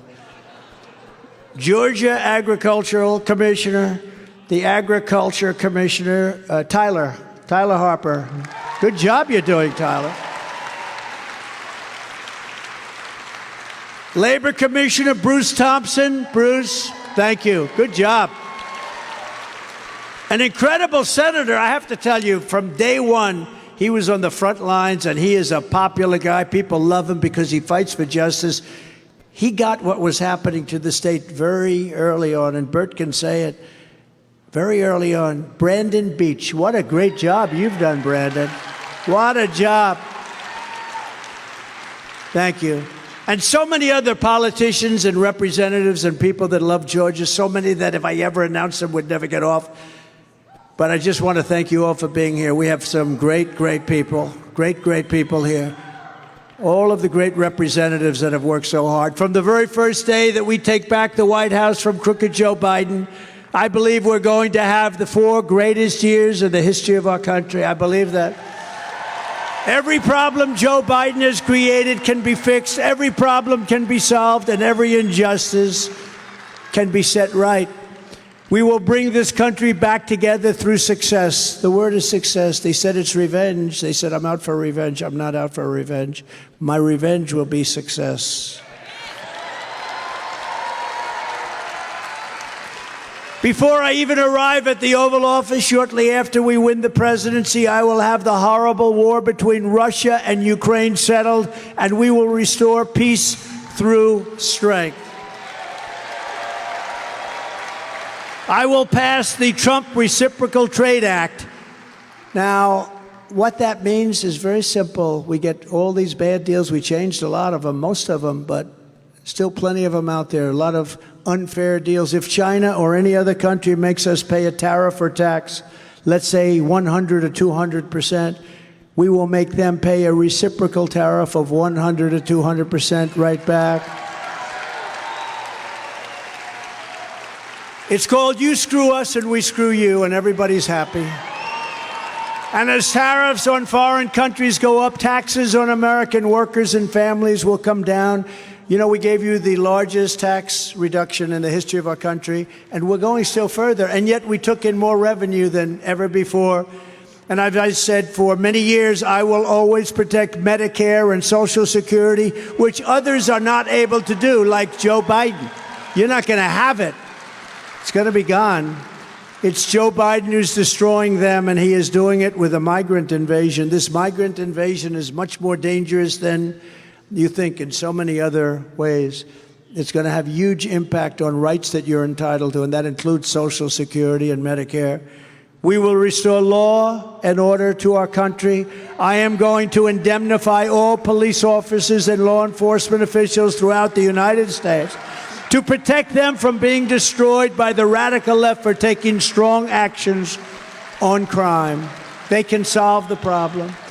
We are going to rebuild our cities into beacons of hope, safety, and beauty better than they have ever been before. We will take over the horribly run capital of the United States of America, Washington, D.C., clean it up, renovate it, rebuild our capital city so that it is no longer a nightmare of murder and crime, but rather it will become the most beautiful capital anywhere in the world. People from Georgia go down to Washington now and they get shot.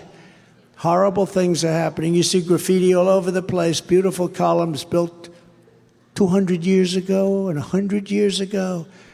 Gorgeous columns. You say, how did they ever build them? How did they move them? They didn't have the equipment to move them. They moved them through force of will. They got them there through force of will. You look at these massive structures and you say, how did they ever do that? They didn't have Caterpillar tractors. They didn't have anything. They had their hands and their muscle. And they got it done. And now I see graffiti on it. Not going to happen. We're going to take care of our capital. We're going to take care of our capital. On day one, I will sign a new executive order to cut federal funding for any school at all, pushing critical race theory, transgender insanity, and other inappropriate racial, sexual, or political content onto the lives of our children. And I will not give one penny to any school that has a vaccine mandate or a mask mandate. And I will keep men out of women's sports. And I will fully protect and uphold our great and very important under siege Second Amendment. We will protect.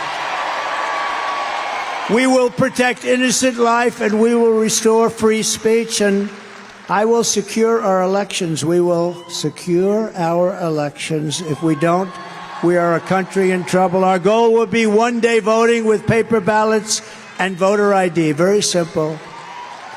But until then, Republicans must go out and we have to swamp them. We have to go out and we have to get so many votes. We want this to be a landslide. That way it's too big to rig. We want to make it too big to rig. If you took the 10 worst presidents in the history of the United States and added them up, they would not have done near the destruction to our country as Joe Biden and the Biden administration have done. So if you want to save America, then go vote. The Georgia primary is this Tuesday, March 12th, and Georgia could be the state that puts us, look, if we win Georgia, we're going to win the election. Let me put it that way, okay? We have to win Georgia. So get everyone you know and let's send crooked Joe Biden packing. Let's send him out. So in conclusion, together we are taking on some of the most menacing forces and vicious opponents our people have ever seen. We've never seen anything like it before. But no matter how hateful and corrupt the communists and criminals that we're fighting against are, you must never forget this nation does not belong to them. This nation belongs to you. This is your home. This is your heritage. And our American liberty is your God-given right. From Atlanta to Augusta, from Savannah to Columbus, beautiful Columbus. We just left Columbus, and it's quite a place. And from Athens to right here in Rome, we inherit the legacy of red-blooded American patriots who gave their blood, sweat, and tears to defend our country and defend our freedom. We stand on the shoulders of American heroes who crossed the ocean, settled the continent, tamed the wilderness, laid down the railroads, raised up the skyscrapers, won 2 world wars, defeated fascism and communism, and made America into the single greatest nation in the history of the world.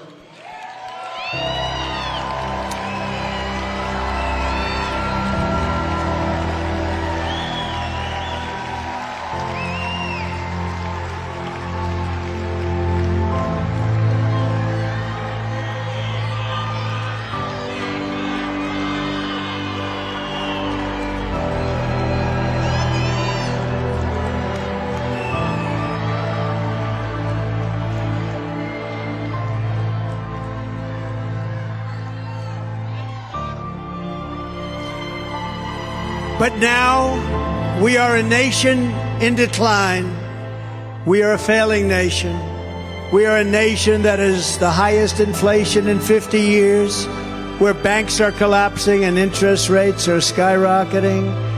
Likewise, we are a nation where energy costs have reached the highest levels in our history. We are no longer energy independent or energy dominant as we were just a few short years ago. We are a nation that is begging Venezuela and others for oil. Please, please, please help us, Joe Biden says. Yet we have more liquid gold under our feet than any other nation anywhere in the world. We are a nation that just recently heard that Saudi Arabia and Russia will be reducing their oil production, while at the same time substantially increasing the price. And we met that threat by announcing that we will no longer be drilling for oil in large areas of Alaska and elsewhere on our precious land. We are a nation that is consumed by the radical left's Green New Deal, yet everyone knows that the Green New scam is fake and will lead to our destruction. We are a nation whose leaders are demanding all electric cars, despite the fact that they don't go far, cost too much, and whose batteries are produced in China, where materials are only available in China, when an unlimited amount of gasoline is available inexpensively in the United States, but is not available in China. And now we are a nation that wants to make our revered and very powerful Army tanks the best anywhere in the world, all electric, so that despite the fact that they also are not able to go far, fewer pollutants will be released into the air as we blast our way through enemy territory in an environmentally friendly way. And they also want to make our fighter jets with a green stamp of energy savings, though losing 15% efficiency, but allowing us to keep our enemy's atmosphere clean of emissions as we viciously and unceremoniously attack them at levels that they have never seen before? Who are these people that would do this to us? Who are these people who would destroy our country? Who are these people who want our country to be destroyed? We are a nation that ended oil exploration and production in the U.S. just as the price of oil reached an all-time high. What other country would do such a foolish thing? What other country would be so self-destructive? Can we be energy independent, even dominant again? Yes, oh yes, and quickly, says President Trump. Yes, oh yes, we can. We are a nation that surrendered in Afghanistan, leaving dead soldiers, American citizens, and $85 billion worth of the finest military equipment in the world behind. And also abandoning Bagram, one of the biggest military bases anywhere in the world, and only 1 hour away from where China makes its nuclear weapons. And we are a nation that allowed Russia and Ukraine to fight, killing hundreds of thousands of people, and it will only get worse. It would never have happened with me as your president, and for 4 straight years, it didn't happen. Likewise, the horrifying attack on Israel would never have happened. They wouldn't even have thought of doing such a thing if President Trump was in the Oval Office. Iran was broke under the Trump administration. They didn't have the money to fund Hamas, Hezbollah, and all of the other instruments of terror that they funded previously. But those sanctions were lifted by a corrupt Biden administration, and now Iran is a rich country again, with $221 billion and another $6 billion that they got for hostages from us, and $10 billion for electricity to Iraq. All compliments of an incompetent Biden administration. They gave them so many compliments, and they gave them so much money. And China, with Taiwan, is next. We are a nation that allows radical left terrorists to violently attack our cities, leaving behind massive destruction and death. And nothing happens to the criminals that do these terrible things. There is no punishment. But when people who love our country protest on January 6th in Washington, they become hostages, unfairly imprisoned for long periods of time. We are a third world nation that has weaponized its law enforcement against opposing political party like never ever before has happened in our country. We've got a Federal Bureau of Investigation that won't allow bad election-changing facts to be presented to the public, and which offers $1 million to a writer of fiction about Donald Trump to lie and say it was fact, where Hunter Biden's laptop from hell was Russian disinformation, and the FBI knew it wasn't, but 51 intelligence agents said it was. And a Department of Justice that refuses to investigate egregious acts of voting irregularities and fraud. And we have a man who is totally corrupt and the worst president in the history of our country, who is cognitively impaired and in no condition to lead, and is now in charge of dealing with Russia and possible nuclear war, which would be World War III and far more devastating than any of the previous world wars because of the weaponry that no one even wants to think about. We are a nation that no longer has a free and fair press. Fake news is all you get, and they indeed, oh yes, they are indeed the enemy of the people. They refuse to discuss the Biden crime family, but enjoy covering the false indictments of Donald J. Trump, who has done nothing wrong except win an election that was not supposed to be able to be won. We are a nation where free speech is no longer allowed, and where crime is rampant and out of control like never, ever before. We are a nation that is allowing Iran to build a massive nuclear weapon, and China to use the trillions and trillions of dollars it has taken from us to build a military to rival our own. And less than 3 years ago, we had Iran, China, Russia, and North Korea in check. They respected us. They were afraid of us. They weren't going to do a thing against us, and everyone knows it. And now Russia and China are holding summits to carve up the world. And perhaps most importantly, we are a nation that is no longer admired, respected, or listened to on the world stage. We are a nation that has in many ways become a joke. And we are a nation that is hostile to liberty, freedom, faith, and even hostile to God.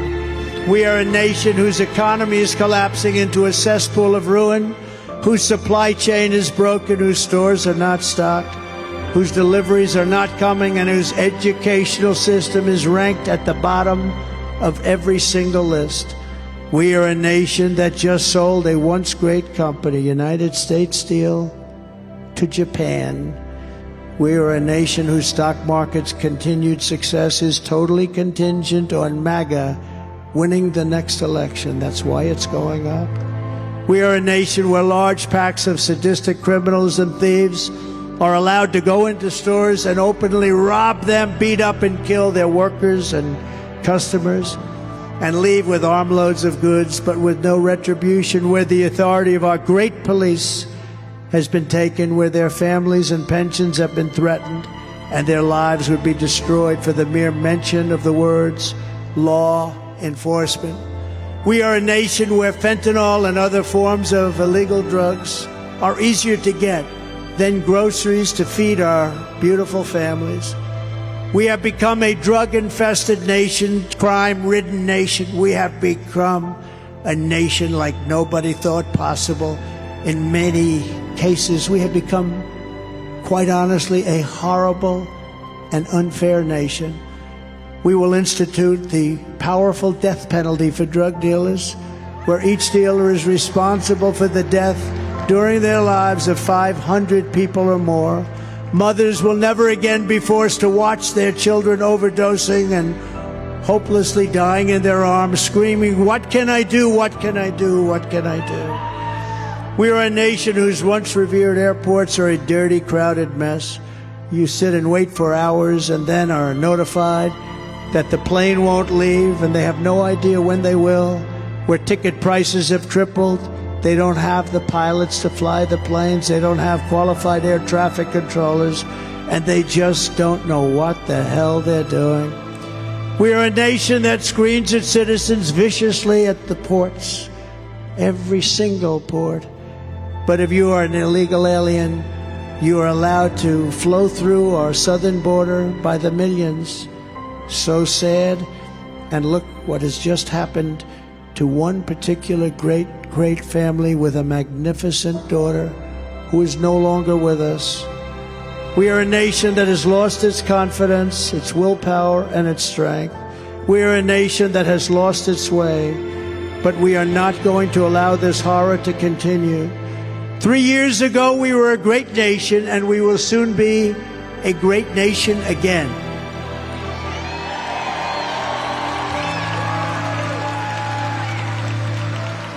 It was hard-working patriots like you who built this country, and it is hard-working patriots like you who are going to save our country. We will fight for America like no one has ever fought before. 2024 is our final battle. With you at my side, we will demolish the deep state. We will expel the warmongers from our government. We will drive out the globalists. We will cast out the communists, Marxists, and fascists. And we will throw off the sick political class. That's what they are. They hate our country. We will rout the fake news media. We'll drain the swamp, and we will liberate our country from these tyrants and villains once and for all.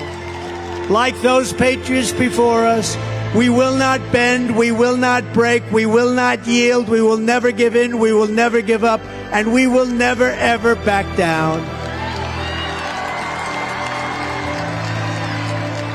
With your support, we will go on to victory, the likes of which no one has ever seen before.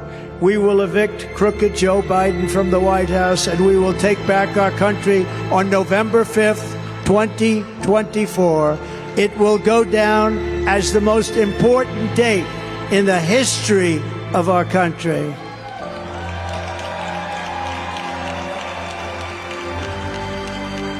The great silent majority is rising like never before, And under our leadership, the forgotten man and woman will be forgotten no longer.